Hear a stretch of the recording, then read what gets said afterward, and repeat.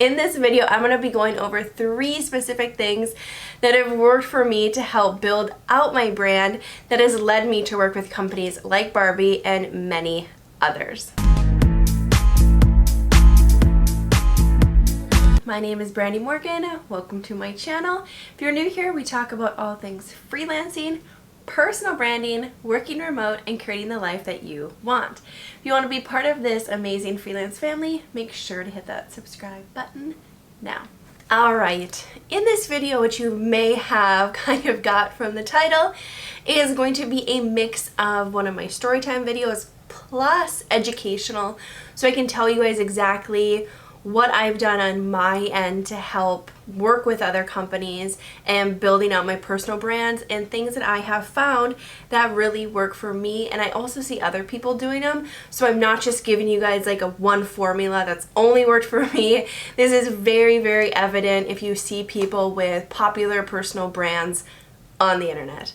So this story is about how I worked with Barbie. Yes, you've heard it, Barbie. Hold on.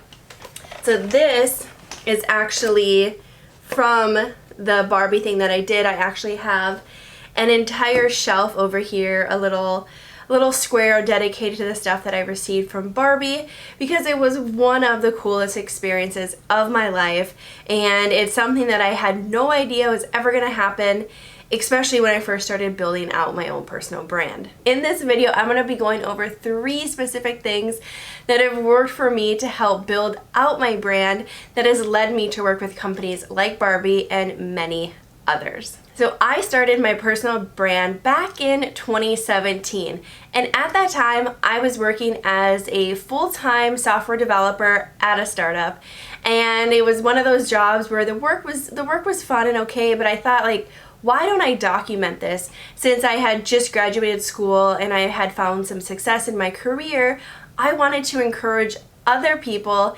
women, men, girls, boys, to get into programming.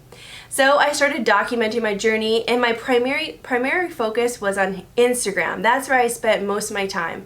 So I was researching how to build brands on Instagram, how to be successful, how to get followers, how to grow my reach, all that sort of stuff. So the first thing that I did was I had to define my target audience. Since I was looking for, younger men and women aged like 18 to like 35 that were either just starting their careers or maybe they were making a career change like I did, and looking to get inspiration, motivation in the tech space.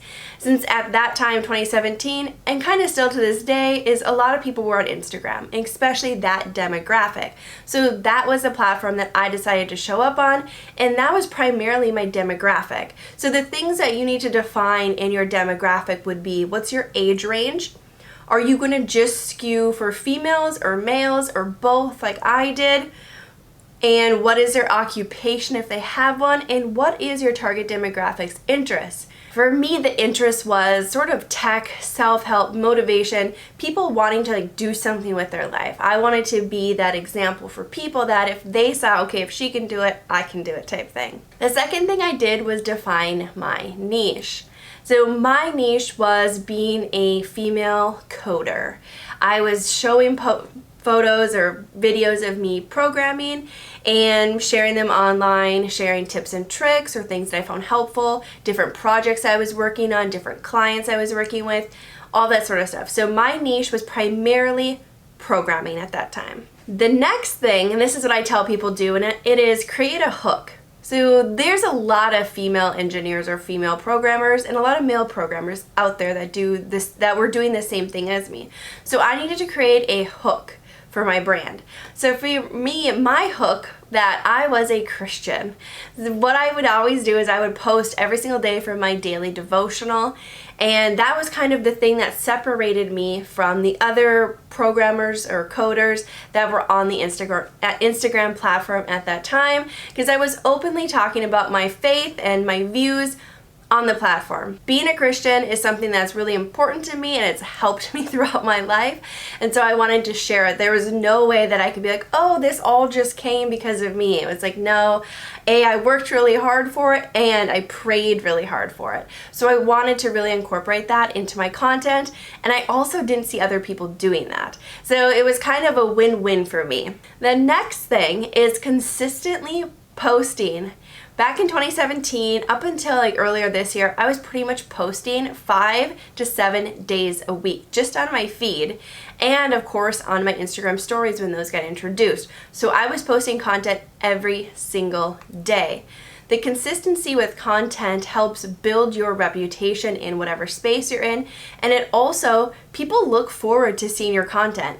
I know all of you guys probably have a favorite YouTuber or Instagrammer, and you're like waiting for their content. I know I do, and so I like to know when I can expect their content so I can schedule watching their videos in my day. The same is true for Instagram content. If you post every single day, make sure you find the time where your audience is mostly on the platform, which if you're on Instagram, even YouTube, it tells you when most of your audience is on the platform. So you already have an idea of when you should be posting, and that should be your schedule, that you post every single day, whether that's Monday through Friday, Monday through Saturday, Monday through Sunday, at noon Eastern Standard Time.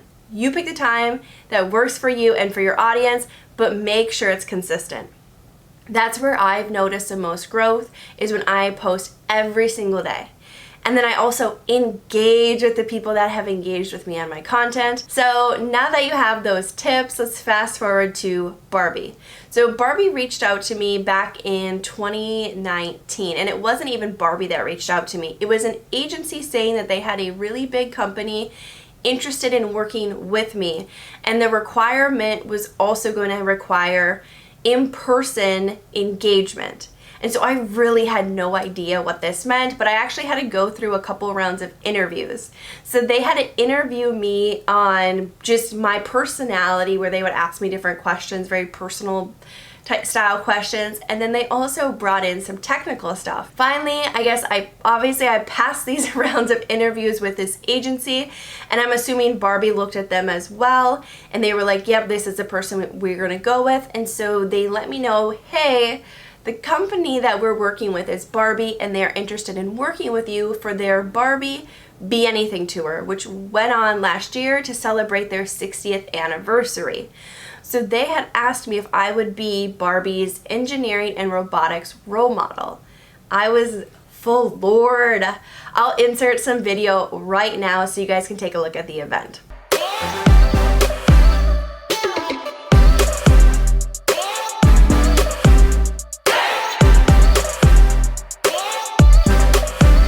So yeah, the event was super cool. As you saw, I got to interact with all these little kids. I also got to give a talk on their stage, and this happened for 2 days. So it was a 2-day installation, but it also required me posting twice on my Instagram story before the event to let people know about it, and then also after. I had to make a recap YouTube video, which I'll link right up here if you want to watch it so you can see all the behind the scenes of the event.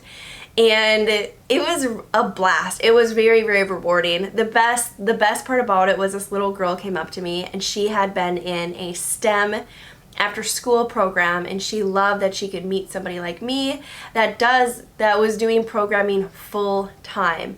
So she could kind of place a face with the profession and also see that it's possible to do it.